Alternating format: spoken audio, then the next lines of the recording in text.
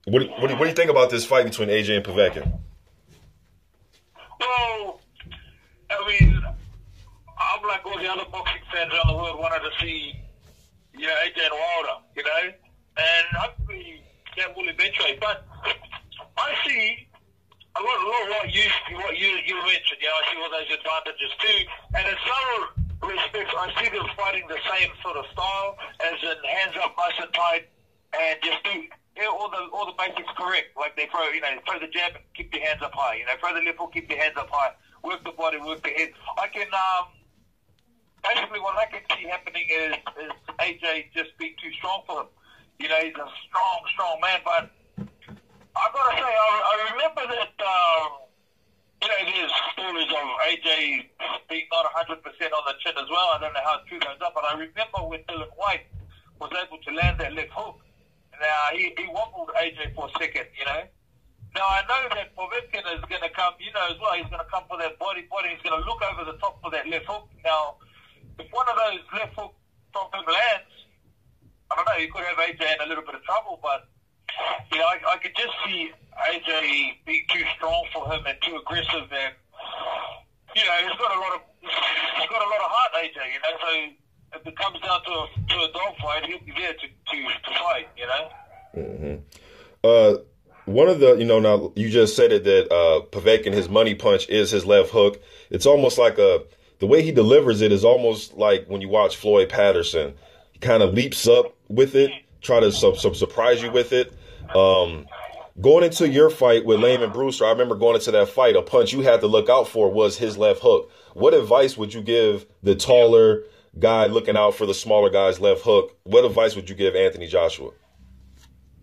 Well, this is one thing I believe. If you fight a guy who has a signature punch, it's a good thing. Like if you know, say for example, you fight a Layman Brewster, you fight David Tor, you know that left hook's coming. You keep your right hand nice and high, and if you have in your mindset, you want him to throw that left hook. 90% of the time that left hook won't get you. If that makes sense. Like Mike Tyson said, the punch that does the most damage is the punch you don't see. But if you can, in a sense, want him to throw it, like your mindset, come on, throw it. When he throws it, bang, you block it or you get out the way and you counter straight away. I don't believe it's going to be very hard for his left hook to land. Obviously AJ knows, just keep their right hand nice and high, but for me, I believe it's very, very important to have that mindset.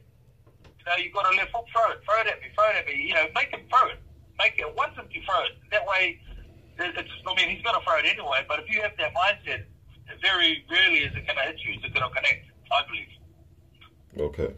You know what I mean? Like when I fought Layman, I know that guy's got a left hook, because we done a lot of people don't know, like I was his main sparring partner for his world title fight with Klitschko, so I knew about his left hook, and I just tried to make him throw it as much as I could make him throw, because, if he could sneak around and get a sneaky left hook in, that's the danger punch, I believe. But if he could just, if I could make him throw it, see it coming, I know how to defend against it, I know how to counter against it, I know how to lead to make him not throw it, so I believe it's very important for the fighter to, if he's got a left hook, make him throw it.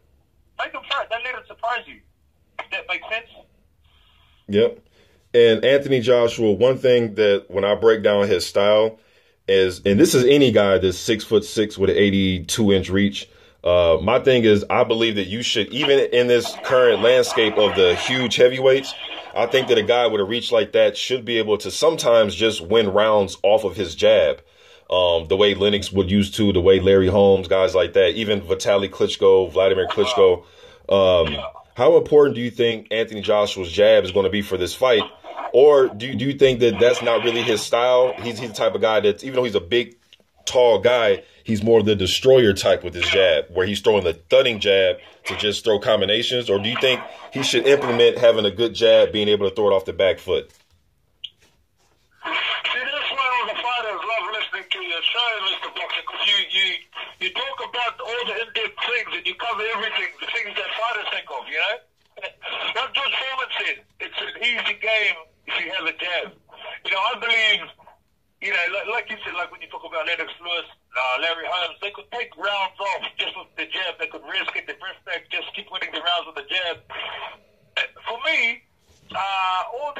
percentages lie in AJ's favour. You know, he's younger, he's bigger, he's stronger, he's got the home crowd, you know, he's on a roll.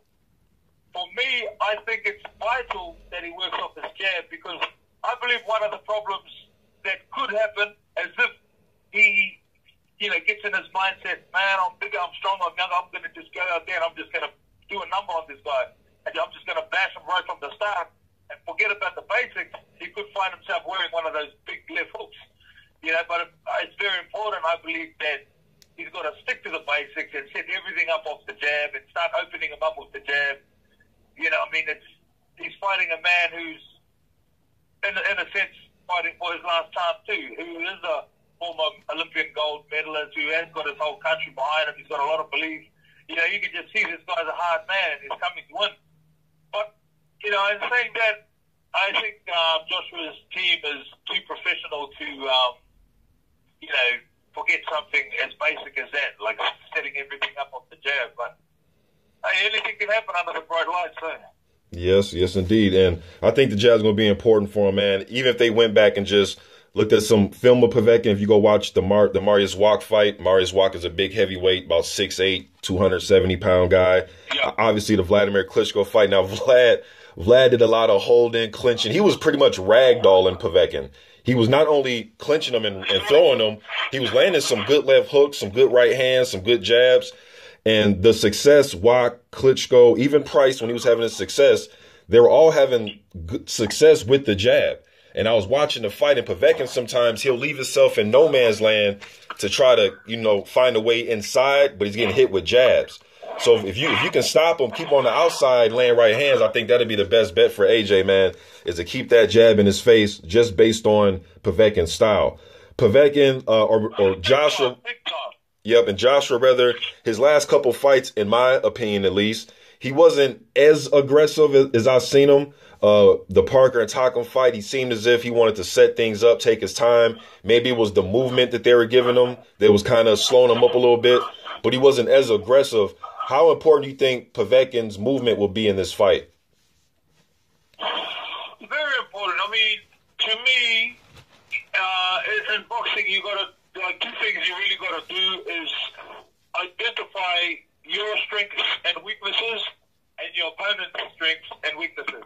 You know, and AJ's strengths, you know, all those strengths that we named. But if you looked at Povetkin's strengths, it's his left hook. You know, his weaknesses could be that he's shorter. You know what I mean? And he has to get in. Now, if you're going to start trying to unload big bombs and be aggressive on this guy, you got to be close to him, and that's giving him an advantage, being a big, the shorter guy. If he can just take his time, but still be aggressive with that jab, you know, nice and relaxed, and bang, smash that jab out, he'll slowly take this man apart. You know, it's very possible to see him taking this man apart, and then he can land his big punches. You know, if he just forgets about that jab and tries to just land his big bombs, like, you know, you can't underestimate this Russian, not for 1 second. He's like a military man, you know. You just see him, he just looks very, very determined, very fit, very, very capable, you know. And obviously he knows his weaknesses too. He's a smaller guy, he needs to get him close. So that jab's important. It's going to be really important tomorrow for AJ. And then moving on from that, Callie, your son, Willis Meehan, 23 years old, he's 6'5", came in the last fight, I think he was 280 pounds, 6-0. 5 knockouts. He's scheduled to fight November 17th against Richard Nemeth. What do you know about Richard Nemeth? Have you seen any footage of him? Not much at all. 5 fights or something at the season, or 3 or 4 or 5 fights, I'm not too sure. Yeah, this boy, the son of mine, he just needs to get back in the ring. He just needs to ring trial. And obviously over here, it's hard to get anyone to fight him. It's hard to get anyone to spar him. I mean, Alex Leopold will spar him, but he's in a different state. Yeah, it's very hard to get him sparring, but we just need ring time. So we're working now with a promoter here, Brian Amatruda from Big Time Boxing. So he's starting now to bring some opponents in. So this is the first one, so we'll see, you know, and hopefully we can keep him busy and keep him active, and let's go for the best. Now, BoxRec, they also had another date scheduled for him, December 14th. Is there any truth to that? Yep, this guy, Big Top Boxing, he's got these two shows left this year, so he wants to put him on both shows. So, yeah, so it should be on both. It looks like there's a big fight here with Anthony Mundine and Jeff Horn. We're trying to get him on that card also. We'll wait and see. See what happens. Okay, now, one thing I noticed about your son, he has very heavy hands.